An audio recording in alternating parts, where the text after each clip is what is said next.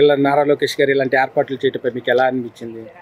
నారా లోకేష్ గారు ఇలాంటి ఏర్పాట్లు చేయడంపై నేను చాలా ఆనందాన్ని వ్యక్తం చేస్తున్నాను. ఎందుకంటే పిల్లలు మ్యాక్సిమం న్యూస్ ఛానల్స్ చూసేది చాలా తక్కువ ఉంటుంది. టెక్స్ట్ బుక్లో ఇలా బిల్ పాస్ అవుతుంది, ఇలా ప్రొసీడింగ్స్ అవుతాయి, ఇంతమందికి నచ్చితే అవుతుంది. సో టెక్స్ట్ బుక్లో చదివేదానికి ఇక్కడ వచ్చి చేసేదానికి చాలా వేరియేషన్ అయితే ఉంది. సో చదివేది వేరు, ప్రాక్టికల్స్ వేరు అని మనకు తెలుసు కదా. అదే విషయాన్ని నారా లోకేష్ గారు గట్టిగా ఫిక్స్ అయ్యి మాక్ అసెంబ్లీ పెట్టినట్టున్నారు. సో ముందు సంవత్సరం నుంచి అయ్యన్న పాత్రుడు గారిని అడిగానని ఇవన్నీ మాకు అసెంబ్లీలో చెప్పారు. అక్కడ ఈ ఫస్ట్ అసెంబ్లీలో స్పీకర్గా చేసినందుకు నాకు చాలా ఆనందం వేసింది. ఎందుకంటే first mock assembly in Andhra Pradesh, అందులోనే స్పీకర్ అంటే ఇట్స్ అ బిగ్ ఆపర్చునిటీ. అంటే లైఫ్ టైంలో ఇలా చేసే అవకాశం మళ్ళీ రాదు. సీఎం గారి ముందు, మినిస్టర్ గారి ముందు, ఆంధ్ర మినిస్టర్లు అందరి ముందు, స్పీకర్ ముందు అలా చేయటం నీకు ఎలాగ ఎక్స్పీరియన్స్ అనిపించింది? నిన్నటి నుంచి మేము ప్రాక్టికల్ చేసాం, కానీ సడన్ గా అంటే ఎప్పుడు టీవీస్ లో చూస్తాం కానీ మంత్రి గారు, మా సీఎం గారిని, నారా లోకేష్ గారిని టీవీలో చూడడం తప్ప నేను ఎప్పుడు లైవ్ లో చూడలే. సడన్ గా వాళ్ళంతా వచ్చి నా పక్క స్టేజ్ మీద కూర్చున్నప్పుడు ఫస్ట్ చాలా నర్వస్ ఫీల్ అయ్యాను. ఆ నర్వస్ నుంచి నేను ఈ రెస్పాన్సిబిలిటీ తీసుకున్నాను. దీన్ని చాలా అందంగా ఈ సభను నేనే మెయింటైన్ చేయాలి అనే ఒక రెస్పాన్సిబిలిటీ వల్ల నాకు కాన్ఫిడెన్స్ వచ్చింది. అలా కాన్ఫిడెన్స్ పెరిగి సభను మంచిగా ముగించాను. తర్వాత నారా లోకేష్ గారు చెప్పిన విషయాలు కానీ, చంద్రబాబు నాయుడు గారు చెప్పిన విషయాలు కానీ చాలా స్ఫూర్తిదాయకంగా ఉన్నాయి. ఎలా అనిపించింది వాళ్ళు మాట్లాడినప్పుడు? వాళ్ళు చెప్పిన మాటలకు చాలా ఆనందం వేసింది. అలాగే నారా లోకేష్ గారు వాళ్ళ అంటే పిల్లలు ఎలా బిహేవ్ చేయాలి అనే దాని మీద, కాన్స్టిట్యూషన్ పైన ఎన్నో అంశాలు చర్చించారు. మన ముఖ్యమంత్రి గారు కూడా చాలా అంశాలని చర్చించారు. ఆయన అంత సమయం పిల్లల కోసం కేటాయించడం నిజంగా చాలా అభినందనపూర్వకం. అంటే ఇప్పుడు విద్యాశాఖ మంత్రి నారా లోకేష్ గారు విద్యాశాఖ మంత్రి అయిన తర్వాత మీ స్కూల్స్లో మీకు ఎలాంటి మార్పులు జరిగాయి? ఎలాగా ఉందమ్మా ఇప్పుడు? మన విద్యాశాఖ మంత్రి గారు నారా లోకేష్ గారు ఈ పదవికి వచ్చాక చాలానే మార్పులు చూసాం మనం.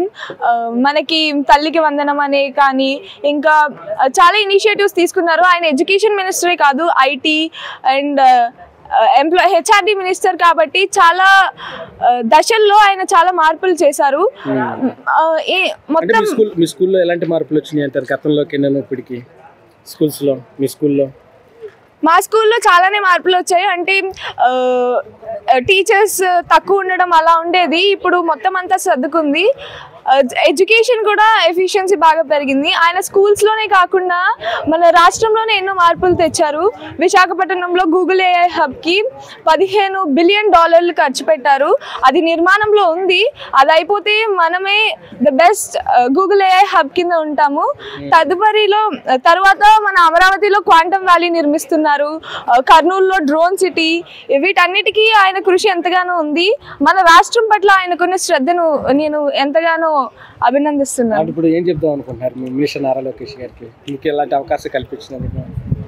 మినిస్టర్ నారా లోకేష్ గారు ఇన్ని చేసింది మన ప్రజల కోసం. అలాగే మనకి ఇప్పుడు రైజ్ అవుతున్న ప్రాబ్లం ఏంటి అని అంటే పాపులేషన్ పెరుగుతుంది, ఎంప్లాయ్మెంట్ డిక్రీజ్ అవుతుంది. దానికోసం ఈయన ఇలా పెద్ద పెద్ద ఇనిషియేటివ్స్ అనేవి తీసుకుంటున్నారు. దీంట్లో భాగంగా నేను నారా లోకేష్ గారిని ఫర్దర్గా స్కూల్స్లో ఇంకా అంటే మొత్తం అన్ని స్కూల్స్లోని అన్ని సదుపాయాలు మొత్తం వచ్చేలేదు, కొన్ని సదుపాయాలు రావాల్సి ఉంది. వాటి గురించి చూస్తారని నేను కోరుకుంటున్నాను. అలాగే ఈయన మన ఎడ్యుకేషన్ మినిస్టర్ ఎంత చేసినప్పుడు మన కృషి కూడా చాలానే ఉండాలి. ఆయన ఎంత చేసినా మనం మంచిగా చదువుకుంటేనే మనకి జాబ్స్ అవి వస్తాయి. అండ్ నేను కూడా ఒక యంగర్ జనరేషనే కాబట్టి నా ఫెలో స్టూడెంట్స్కి, ఫ్రెండ్స్కి నేను చెప్పాలనుకుంటుంది ఏంటంటే, don't be a job seeker, be a job provider. 10 మంది కింద పని చేయకండి, 10 మందికి పని ఇవ్వండి. ఎందుకంటే మన నేషన్లో ఆంటర్ప్రెన్యూర్స్ నీడ్ చాలా ఉంది. డెవలపింగ్ నేషన్కి కానీ స్టేట్ కానీ ఆంటర్ప్రెన్యూర్స్ ఖచ్చితంగా ఉండాలి. సో వికసిత్ ఆంధ్రప్రదేశ్ 2047 ద్వారా మనం వికసిత్ భారత్కి తోడ్పడాలని నేను ఎంతగానో కోరుకుంటున్నాను. అంటే ఇప్పుడు ఇక్కడ మాట్లాడారు కదా సీఎం గారు, చంద్రబాబు నాయుడు గారు మాట్లాడిన తర్వాత మీకు ఎలా అనిపించింది? వాళ్ళు చెప్పిన మాటలు మీకు ఎలా అనిపించింది? వాళ్ళు చెప్పిన మాటలు మాకు చాలా ఇన్స్పిరేషన్గా అనిపించింది. ఎందుకంటే వాళ్ళు చాలా మంచి విషయాలు, నైతిక విలువలు మరియు ఆడవాళ్ళని గౌరవించాలి, వాళ్ళని ఎప్పుడు కూడా టీచ్ చేయకూడదు, ఇలాంటి చాలా మంచి విషయాలు చెప్పారు. అలాగే తల్లిదండ్రులు మాట్లాడాలి, తల్లిదండ్రులను ఎప్పుడు గౌరవించాలి, ప్రతి విద్యార్థి కనుక వారి తల్లిదండ్రుల కృషి మాత్రం తప్పక ఉంటుంది. అన్ని చాలా విషయాలు మంచి విషయాలు చెప్పారు. అంటే ఇప్పుడు మంత్రి నారా లోకేష్ గారు ఇలాంటి ఏర్పాట్లు చేస్తారని మీరు అనుకున్నారా? సౌకర్యాలు ఇలాగ మీ అందరికి విద్యార్థులకి? నేనైతే అనుకోలేదు. నాకు ఫస్ట్ నేను స్కూల్లో చెప్పగానే నేనైతే చాలా ఎగ్జైట్మెంట్తో ప్రిపేర్ అయ్యాను. ప్రిపేర్ అయిన తర్వాత స్కూల్ లెవెల్లో సెలెక్ట్ అయ్యాను. స్కూల్ లెవెల్లో మళ్ళీ మండల్ లెవెల్ సెలెక్ట్ అయినప్పుడు అక్కడ మళ్ళీ ఎస్ఏ రేటింగ్ ఎలక్యూషన్ పెట్టి వాళ్ళ ముగ్గురిని మళ్ళీ క్విజ్ పెట్టారు. మళ్ళీ క్విజ్లో మండల్ లెవెల్లో సెలెక్ట్ అయ్యాను. తర్వాత కాన్స్టిట్యూషన్లో సెలెక్ట్ అయ్యి ఇలా స్టేట్కి వచ్చి ఇలా రావడం నాకైతే చాలా సంతోషం. ఇప్పుడు సీఎం గారు నేను మంత్రి నారా లోకేష్ గారు కలుస్తారని మీరు అసలు అనుకున్నారు ఎంతదో అక్కడ అసెంబ్లీలో? నేనైతే అసలు అనుకోలేదు, కానీ ఇప్పుడు కలిసిందా చాలా హ్యాపీగా ఫీల్ అవుతున్నాను. అలాగే ఆయన మాకు చెప్పిన విషయాలు చాలా స్ఫూర్తిదాయకంగా ఉన్నాయి. అంటే ఇప్పుడు ఈ విద్యాశాఖ మంత్రి నారా లోకేష్ గారు వచ్చిన తర్వాత మీ విద్యాశాఖలో మార్పులు జరిగినాయా? చాలా మార్పులు జరిగాయి. ఫస్ట్ మన స్కూల్ తరపు స్థాయికి వచ్చేసరికి మిడ్ డే మీల్ చూసుకున్నట్లయితే మిడ్ డే మీల్ అయితే సన్న బియ్యం ఇప్పుడైతే ప్రవేశపెట్టారు. అలాగే పప్పు, మంచి పప్పు, నాణ్యమైన పప్పు, అలాగే చారు అప్పుడు నీళ్ళలా ఉండే కానీ ఇప్పుడు చాలా చక్కగా అన్ని చాలా బాగా పెడుతున్నారు. అలాగే హైజీన్ కూడా చూసుకున్నట్లయితే చాలా హైజీన్ గా పెడుతున్నారు. ఎడ్యుకేషన్ ఎలా ఉందమ్మా? ఎడ్యుకేషన్ కూడా కొత్తగా ఇప్పుడే డిఎస్సి కొత్తగా వచ్చిన ఎంప్లాయీస్ కూడా వచ్చారు.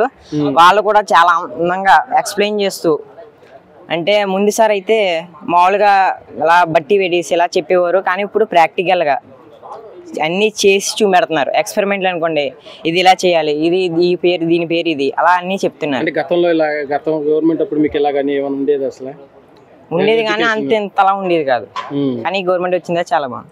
అంటే ఇప్పుడు నారా లోకేష్ గారికి ఏం చెప్దాం అనుకుంటున్నారు సీఎం చంద్రబాబు నాయుడు గారికి? నేనైతే వాళ్ళకి కృతజ్ఞతలు చెప్పుకోవాలనుకుంటున్నాను. ఎందుకంటే ఇంతటి చక్కటి అవకాశం ఇచ్చినందుకు. ఇలా ఎవరికి రేర్గా వస్తుంది, ఇలా నాకు వచ్చినందుకు నేనైతే చాలా సంతోషంగా ఫీల్ అవుతున్నాను. నారా లోకేష్ గారు ఇలా చేస్తారని, ఇలాగ మీకు అలాంటి అవకాశం కల్పిస్తారని మీరు అనుకున్నారా? అస్సలు ఎక్స్పెక్ట్ చేయలేదు. సడన్ గా మా స్కూల్లో ఇలా అనౌన్స్ చేసిన వెంటనే నేను ఇమీడియట్ గా టాపిక్ ప్రిపేర్ అయిపోయి తర్వాత ఇలా న్యూస్ వర్క్ అని సెలెక్ట్ అయినాను, కానీ హ్యాపీగా ఫీల్ అయిపోయాను. ఎందుకంటే తెలీదు. తర్వాత ఇక్కడికి వచ్చిన తర్వాత అసెంబ్లీలోకి చీఫ్ మినిస్టర్, హెచ్ఆర్డీ వీళ్ళందరూ వస్తారన్నారు. అలాగే రోల్స్ కూడా ఇచ్చారు మాకు. అవి చెప్పడం చాలా గర్వంగా ఉంది. అలాగే వాళ్ళు చూడడం, వాళ్ళతో ఫోటో తీసుకోవడం చాలా గర్వంగా ఉంది. అంటే ఇప్పుడు గతంలో ఉన్న విద్యాశాఖకి, గత గవర్నమెంట్ ఇప్పుడు ఉన్న విద్యాశాఖకి ఏమైనా తేడాలు ఏమైనా ఉన్నాయా? చాలా తేడా ఉంది. ఎందుకంటే ముందు ఎడ్యుకేషన్ అనేది ఇంప్లిమెంట్ కొంచెం బాగానే ఉండేది, కానీ ఇప్పుడు వచ్చిన తర్వాత ఇంకా మోర్గా అంటే ఇంకా కాంపిటీషన్స్ పెట్టి చిల్డ్రన్స్ ఎంకరేజ్ చేస్తున్నారు. దాని ద్వారా ఏంటంటే చిల్డ్రన్స్ మైండ్ పెరుగుతుంది. దాని ద్వారా మన ఆంధ్రప్రదేశ్ చాలా మెరుగుపడుతుంది. అంటే ఇప్పుడు ఏర్పాట్లు స్కూల్లో మీకు ఏర్పాట్లు ఎలా ఉన్నాయి గతంలోకి ఇప్పటికి ఏమన్నా? ఇప్పుడు కొంచెం మిడ్ డే మీల్ అవి కూడా కొంచెం టేస్టీగా అంటే ఫుడ్ మారి వస్తుంది, కంఫర్టబుల్గా ఉంటుంది స్కూల్లో గట్రా.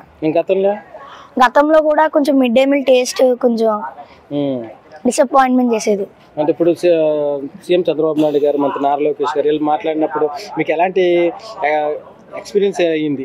నారా లోకేష్ గారు చెప్పినట్టు ఏంటంటే చిన్నప్పటి నుంచి తల్లిదండ్రుల మాట ఇవ్వాలి, ఉమెన్స్ కి రెస్పెక్ట్ ఇవ్వాలి, అలాగే మనం ఏదైతే అనుకున్నామో అదే మనం నెరవేర్చుకునేలా ఉండాలి. అదే సీఎం సార్ చెప్పిందంటే మన ఇండియాకి మనం ఒక పౌరుల్లాగా కష్టపడాలి, బాగా చదువుకుని పైకి వెళ్ళి ఒక మినిస్టర్ కానీ లేదంటే ఒక ఐఏఎస్ కానీ ఆఫీసర్ అయ్యి మళ్ళీ అసెంబ్లీకి వచ్చి బాగా హెల్ప్ చేయాలని సార్ చెప్పారు. స్పీకర్ సార్ అయితే ఇంకా ఇంప్లిమెంట్ చేయాలి ప్రోగ్రామ్స్ అని చెప్పారు సార్. అంటే మీకు ఇలాంటిది ఎక్స్పీరియన్స్ వస్తుంది అనుకుంటున్నారా? వస్తుంది అనుకుంటున్నాను సార్. ఏం చెప్దాం అనుకున్నారు మంత్రి నారా లోకేష్ గారికి మీరు అందరూ? నేనైతే సార్ అన్ఎంప్లాయ్మెంట్ ఉంది కదా సార్ మన ఆంధ్రప్రదేశ్లో, అన్ఎంప్లాయ్మెంట్ని ఎలా తగ్గిస్తారని అడుగుదాం అనుకున్నాను సార్ ఛాన్స్ వస్తే. ఇప్పుడు ఆల్రెడీ మీ స్కూల్లో డిఎస్సి అని తెచ్చారు కదా, పిల్లలు టీచర్స్ అంతా వచ్చారు కదా మీ స్కూల్స్కి. ఇప్పుడు మీకు ఆయనే తీసుకొచ్చింది డిఎస్సి పెట్టి అందరికి. Yes sir. ఇంకెలా అనిపించింది? చాలా హ్యాపీ సార్. నారా లోకేష్ గారు విద్యాశాఖ మంత్రి అయిన తర్వాత నుంచి విద్యాశాఖలో ఏమైనా మార్పు చేర్పులు పడ్డాయి. కొన్ని అన్ని పాత గవర్నమెంట్ కంటే కొత్త గవర్నమెంట్ వచ్చినా కొన్ని అన్ని మార్పు చేర్పులు జరిగినాయి. మాకు యూనిఫామ్ ఇవన్నీ మారిపోయినాయి, బ్యాగ్స్, టెక్స్ట్ బుక్ లో ఉన్న సిలబస్ అన్ని కొంచెం ఇంప్రూవ్ అయినవి.